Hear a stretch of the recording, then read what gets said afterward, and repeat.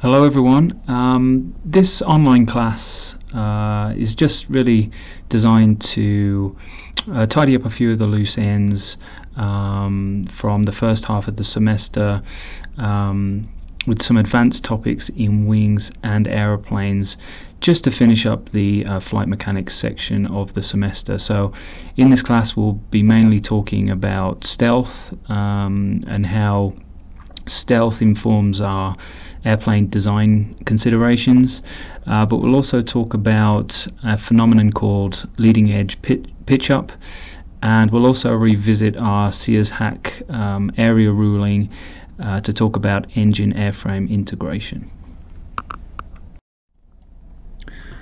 So we saw previously that it's important in the design of supersonic aircraft to keep the wings within the angle of the shock cone triggered at the maximum design speed of the aircraft, and this is a consideration to help minimize wave drag.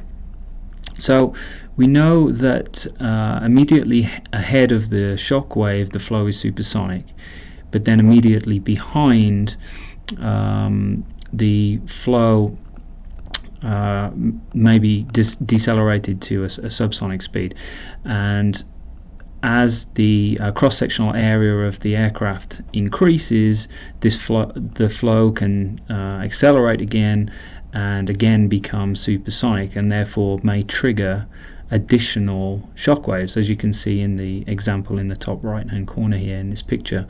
So you can see an initial oblique shock triggered by the tip of the nose, and then a further oblique shock waves triggered at the start of the cockpit, for example, the canopy, and then potentially from the wing root as well.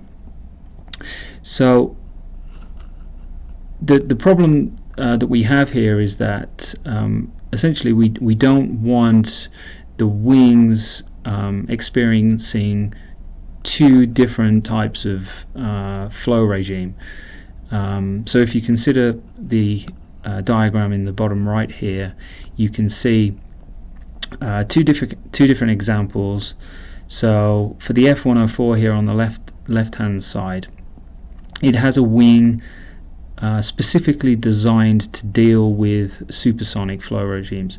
So it has a supersonic leading edge in order to be able to deal with that, whereas on the right hand side here, the F-106, where the wingspan is contained within the shock cone angle, the wing can be designed more conventionally.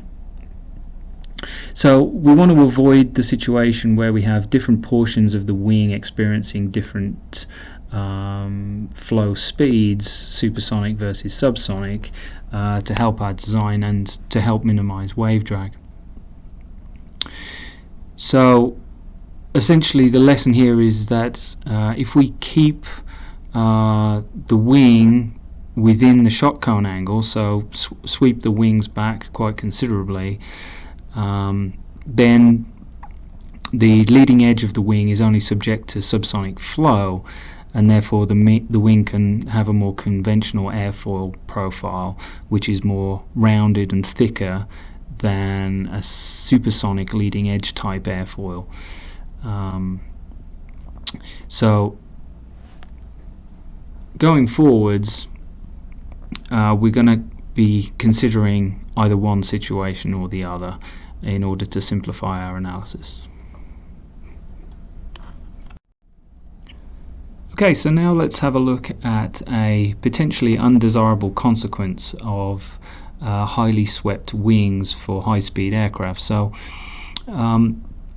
in the normal stable angle of attack range, as angle of attack increases, typically this causes a nose down pitch moment, which is a negative pitch moment, because the magnitude of the lift vector increases as we increase angle of attack. We know that, and for a stable CG position with the aerodynamic center of the wings behind the CG position, the increase in the lift vector is going to cause the aircraft to pitch nose down, and that is essentially what we want for longitudinal static stability, because it means that the aircraft has a tendency to automatically through the sheer aerodynamic design, pitch towards the change in angle of attack. However, for aircraft with highly swept wings, we know that the wingtips stall first. You'll recall this diagram here on the right hand side showing the stall progression for a swept wing aircraft.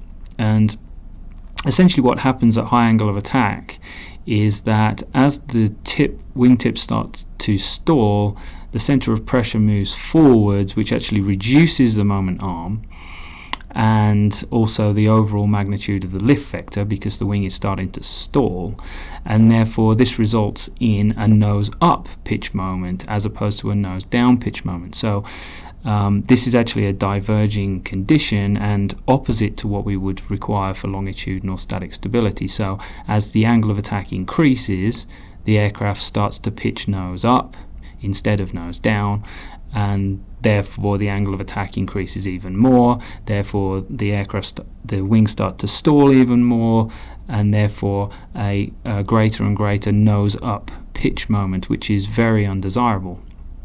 And as it turns out, this effect can happen very quickly, and if the aircraft is not designed in such a way to counteract this nose up pitch moment, for example, if the aircraft doesn't have the appropriate elevator authority, then this situation can quickly result in a deep stall, and a very dangerous situation, obviously, particularly if you're close to the ground.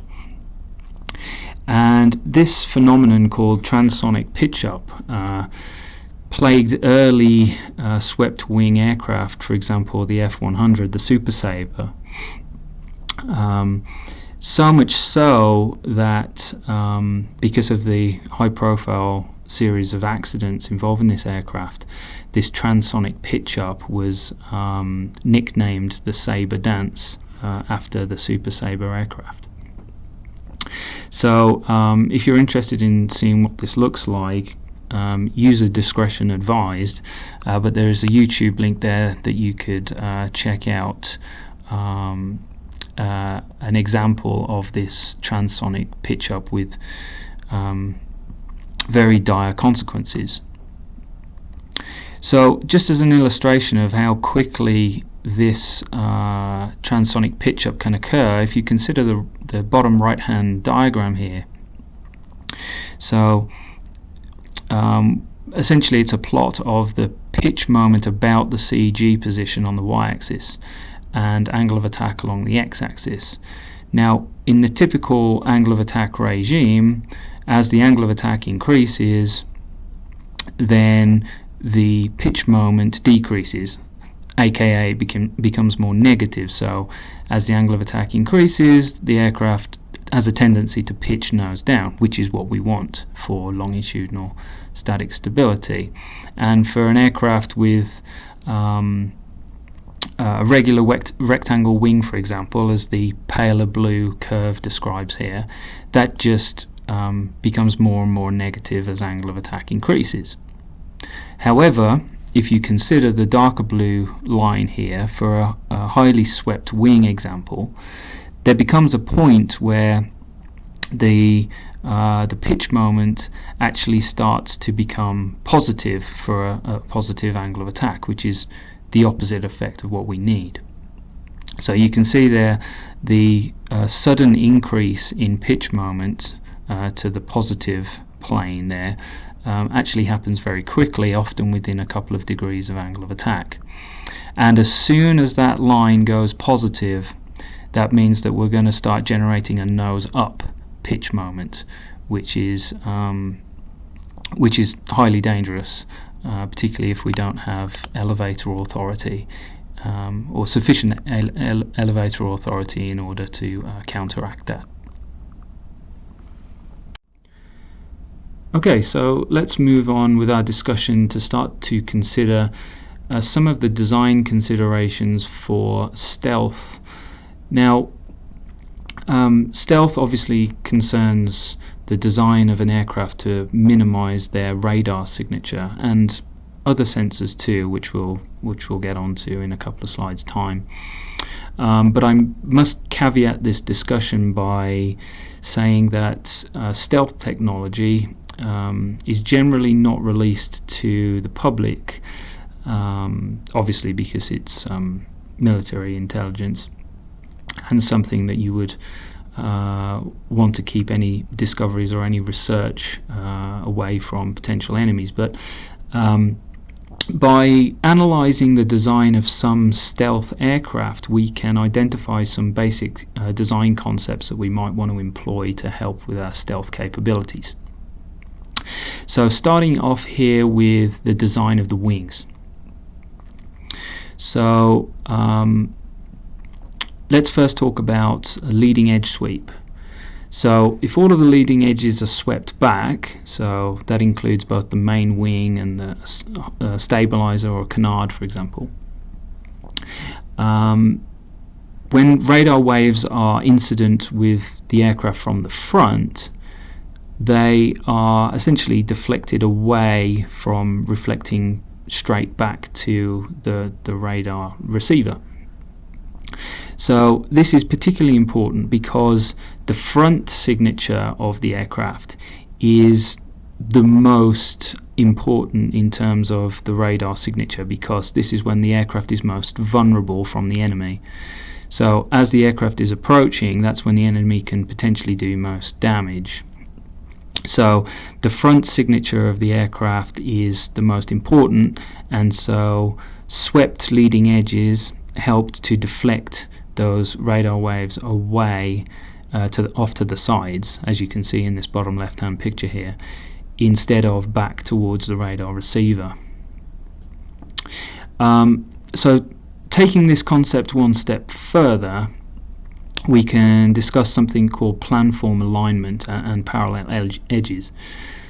So essentially this means that if we aim to make the sweep angle of all the leading and trailing edges the same, that means that the aircraft is only detectable from certain specific positions around the aircraft. So if you consider this middle diagram here at the bottom, you can see that by keeping all of the leading and trailing edges the same sweep angle, that means that there is only a strong return spike in essentially 4 positions around the aircraft, right? So one at around about 45 degrees, another one around about, what's that, like 75 degrees or something, and then the same on the other side. So this means that the aircraft is only really strongly observable from 4 distinct points, and that's very important because it keeps the stealth signature, the radar signature, down to a minimum. So something like the B-2 bomber that you can see here in the bottom right takes this design consideration to the extreme. So you can see all of the leading and trailing edges are all parallel, which leads to only 4 distinct radar spikes from around the aircraft. So those are a couple of the main considerations from when designing wings for stealth. So one potential undesirable consequence of this stealth design, if you consider these 2 aircraft photos in the middle of the slide here, so we have a modern fighter jet here designed for stealth in the bottom, and a older version of this type of aircraft in the upper picture there. So of course the older aircraft there, the one with the delta wing, would have a very strong radar signature from the rear, which is obviously pretty undesirable for stealth. And so on the modern equivalent, obviously we have these swept leading and trailing edges, and so that helps to alleviate some of the radar signature from the rear. But as it turns out, aerodynamically speaking, the delta wing is better in terms of its aerodynamic design for this type of aircraft, because delta wings have a larger wing area, that's obvious, than a trapezoidal type wing, and so they tend to have a relatively low wing loading even during a maneuver. So that's pretty desirable, because it means that the aircraft itself doesn't have to be as structurally sound, and we might be able to pull a higher G loading, for example. And also, as it turns out, the trapezoidal type wings, as you can see on the modern stealth fighters, stall at a much lower angle of attack than delta wings. So obviously that is a safety issue potentially, and one that is basically informed by the aerodynamic design as a consequence of the stealth considerations. So now let's talk a little bit about fuselage design. So it seems obvious, doesn't it, that we want to avoid large flat surfaces, because that's going to give us a very strong radar reflection signal. And cylindrical type fuselages tend to give the same kind of negative effects for stealth too. So we need to consider how we're going to basically minimize the radar signature from the side with our fuselage design. So as I said, we want to avoid curved, large, flat surfaces for our fuselage. So if you consider the figure down here in the left-hand corner, the generally accepted method for doing this is to try to blend the wings into the fuselage as seamlessly as possible, and also try to incorporate some angles to deflect the radar signature from the side, either downwards or upwards away from the receiver. And we can also employ something called radar shadowing. So if you consider this picture here on the right hand side of the slide,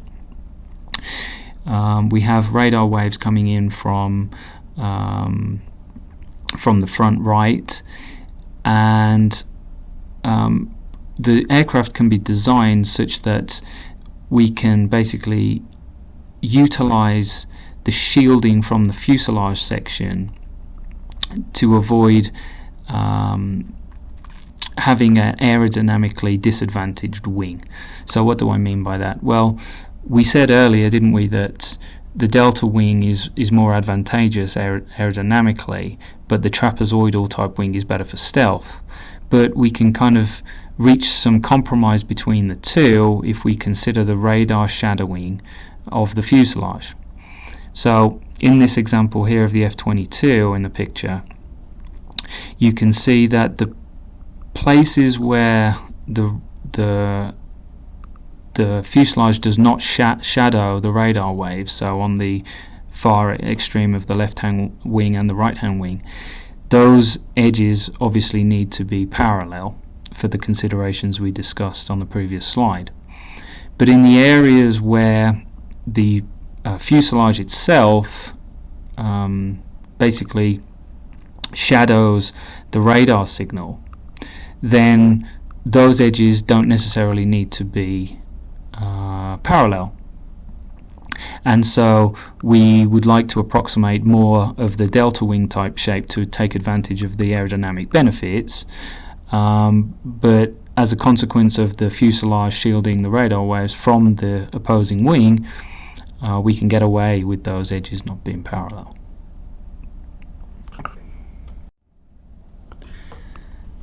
So one thing we haven't considered so far is engine considerations for stealth. Obviously, the engine intake has to be designed efficiently for the engine to work as efficiently as possible, and the problem with that is that the compressor face, to work most efficiently, has to be perpendicular to the oncoming free stream, of course.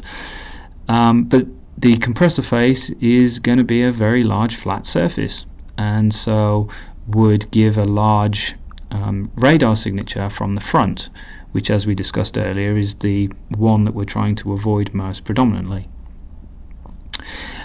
So a couple of ways around this.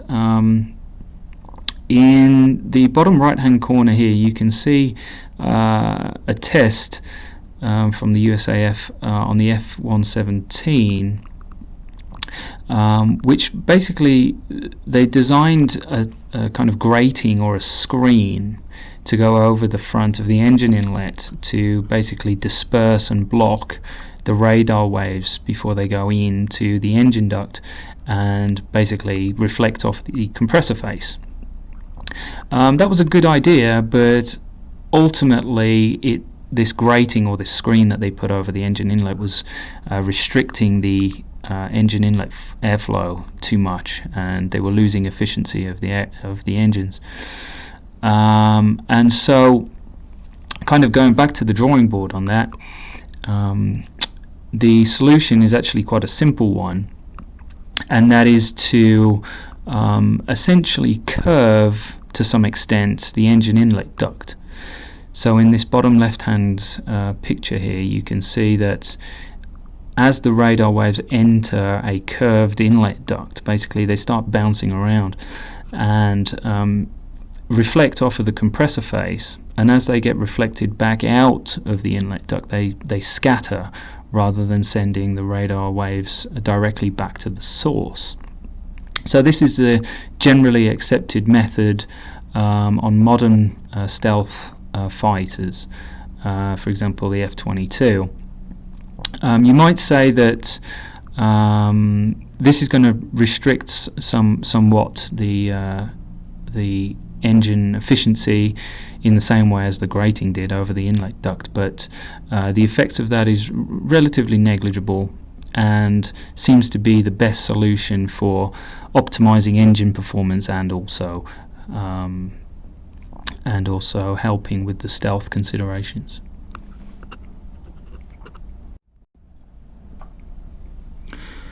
So now just a couple of extra bits here. Few things that we also want to avoid with the design of our stealth aircraft. First of all, weapons bays. So typically nowadays with modern stealth fighters, we want to try to avoid carrying weapons on the underside of the wing, which were kind of typical of aircraft of the past. Of course, carrying weapons on the underside of the wing is obviously going to give us more surface area, and it's going to basically disrupt the contours of our nicely designed stealth aircraft. So that tends to be something that we want to avoid.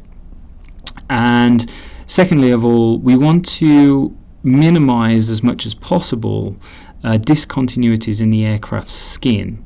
So what I mean by that is we don't want a bunch of panels riveted together. We don't want any panel gaps, because what tends to happen is that radar waves enter the skin of the aircraft and travel along the skin, and wherever there's a discontinuity, whether that's a panel gap, a panel join, rivets, so on and so forth, basically the radar waves dissipate and lead to something called radar sparkling, which is highly observable. And so we want to make the skin of the aircraft as smooth and as continuous as possible to minimize this. And so, for example, it's typical to make access to internal components accessible through inside of the aircraft or through landing gear wells or weapons bays, for example, to avoid having too many access panels and discontinuities of the surface on the exterior of the aircraft. So a couple of things here just to point out with this figure in the bottom left hand corner. These are nicknamed fuzzballs. Essentially they describe the reflection of radar signals from a 360 kind of view around the aircraft, if you like. So on the left-hand side here, you can see a well-designed stealth aircraft being considered from a 360 point of view, and on the right side, a more conventional aircraft not necessarily designed for stealth. So you can see on the left side here, the front signature of that aircraft is very, very minimal. So we have those couple of spikes coming out to the kind of front right and front left, presumably as a consequence of the wing sweep. We have another couple of large spikes from the kind of 90 degree and 270 degree directions, and then a reasonable amount of rear signature, but the front one is, as we said earlier, the main one to try to minimize. So we would consider that aircraft to be a 4 or potentially 5 spike aircraft, which is pretty good. The one on the right side there, for a regular aircraft, you can see that there is much more radar signature throughout the 360 degrees. A very large front profile, maybe 6 very distinct spikes as opposed to 4 or 5, and generally a much larger radar signature. So these tests are pretty typical, but as I said earlier, not necessarily released to the general public. So just a note on some of the materials that we may want to manufacture our stealth aircraft out of, starting with radar absorbing materials, RAMs for short. Essentially, these are special charcoal tinted coating materials, and essentially these materials work by absorbing the radar signal and basically dissipating it, and they essentially reduce the intensity of the reflected radar energy.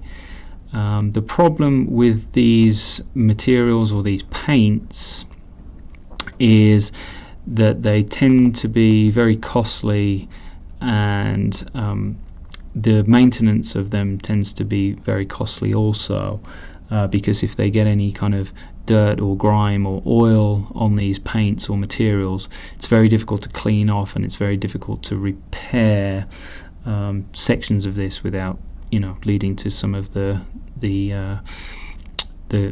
issues that we discussed earlier.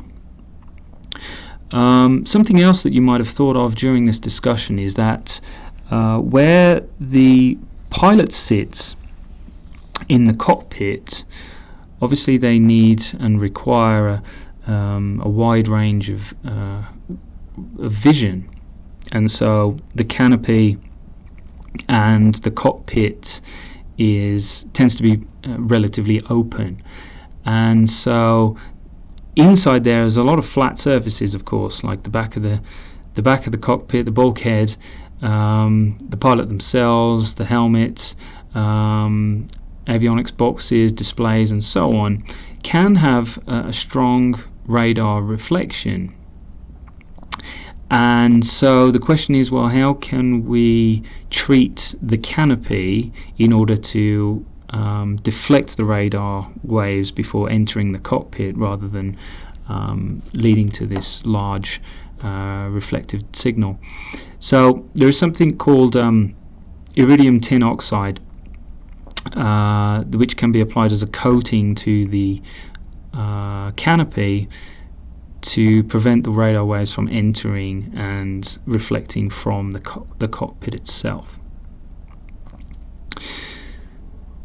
So to summarize here, there's a big table 4.2, that you can see here on the right side from the textbook, which basically lists all of the considerations that you might want to take into account in the design of a stealth airplane to avoid strong radar reflected signals.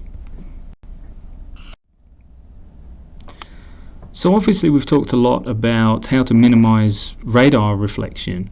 Well, what are some other forms of detection? Well, of course we can use the old-fashioned method of human eye detection, or the Mark 1 eyeball as I refer to it. So obviously the paint scheme is the primary driver there, so it's typical these days for all stealth aircraft to be painted this kind of mid-grey colour with a matte paint to help blend it into a kind of grey sky.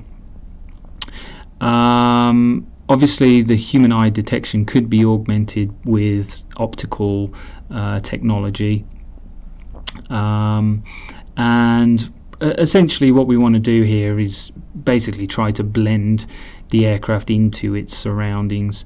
So yeah, medium to dark grey tends to be the colour of choice. Also, we may be able to detect an aircraft via its heat signature and using infrared detection.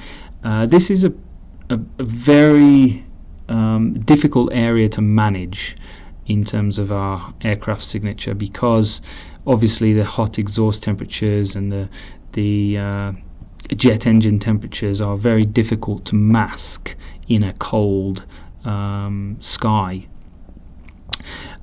So there's almost an element of inevitability here with the IR signature, but if we can somehow design the exhausts to dissipate the heat from the engines as best possible, that seems to be our best option.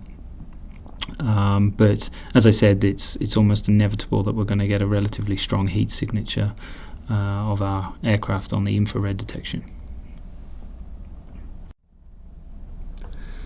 So just one final thing that I wanted to discuss before we wrap up this particular note set is to return to our Sears-Hack area ruling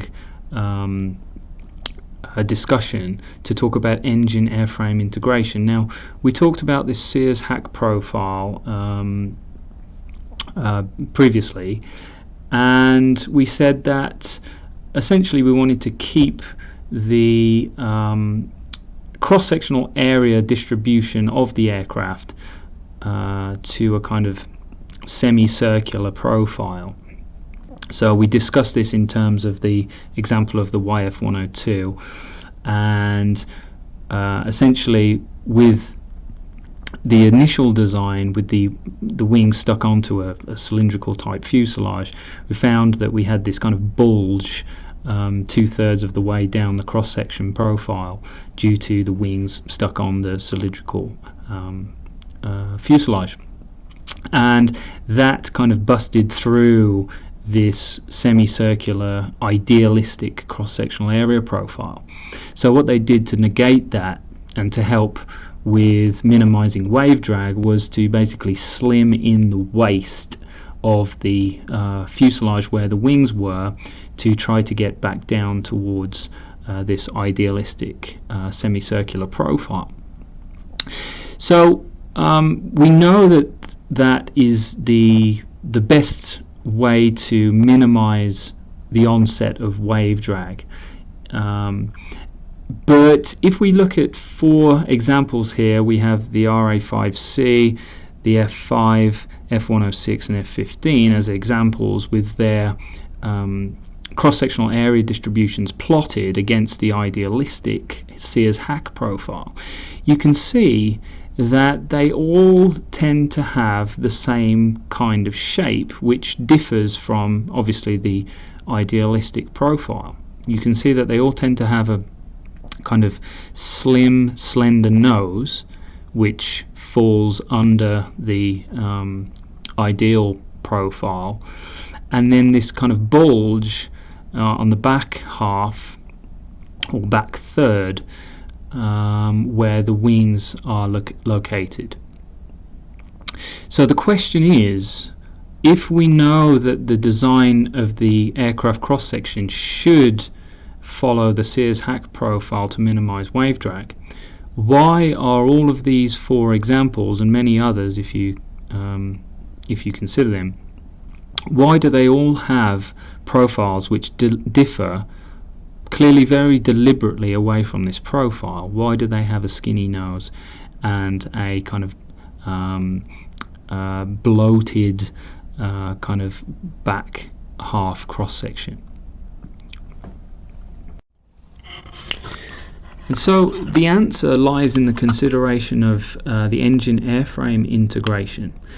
So the reason why all of these examples differ away from the Sears-Hack idealistic cross-sectional profile is to integrate the engines into an area of relatively high total pressure so that the engines still operate most efficiently.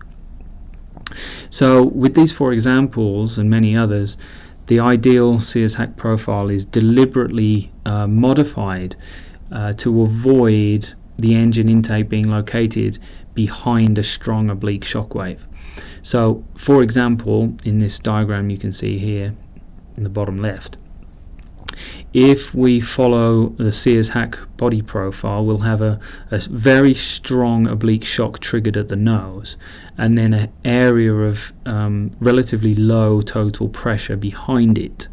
And if we put the engine inlet in that area, the engine would reduce it in efficiency. So by modifying that shape slightly to have a slightly skinnier nose, what happens is you get a weaker oblique shock triggered, and then a whole sequence of weaker oblique shocks being triggered before the engine inlet, and this basically leads to a much smaller loss of total pressure in that area, so it allows the engines to work in an efficient manner in the way that they were designed.